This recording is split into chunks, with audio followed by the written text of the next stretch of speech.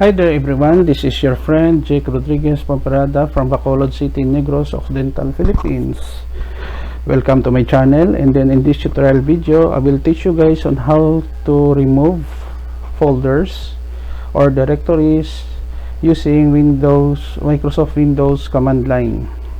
Before we start, if you like this video tutorial, please hit the like button, leave a comment in the comment section of this video tutorial, share this video to social media platforms like Facebook, Instagram, among others, and subscribe to my channel for more upcoming video tutorials. So let's get started. Right now I am here in the command window in Microsoft Windows 10. So I have two folders that I have created already, so dir docs and dir info. Both of them are folders that does not contains any files. So the command that we can use to remove this folder is rm or rmdir. So let us view first what is the purpose of this command.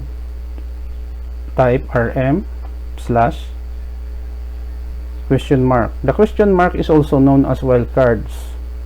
It gives us the hint on how to use this command. Enter. rd or rmdir commands. So rd slash question mark. So removes, deletes a directory. So we have here several options. One of the tips that I would like to share with you guys is that you cannot remove a folder if that particular folder contains a file. Okay, so here I can simply issue a command rd docs. When I issue a command dir docs, file cannot find because it is already removed. But if I issue dir info, the folder is still exists. Now I will issue the longer version of the command rmdir info. Press the enter key. Once it does not give you any information, it is blank, means that the folder is already removed. So issuing a command dir info, file not found. So this is the end of our video tutorial.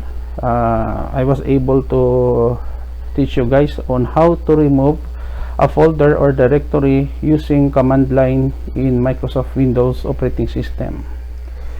Thank you very much for watching. Until to the next video tutorial. Before we end, if you like this video tutorial, please hit the like button, leave a comment in the comment section of this video tutorial, and subscribe to my channel for more upcoming video tutorials.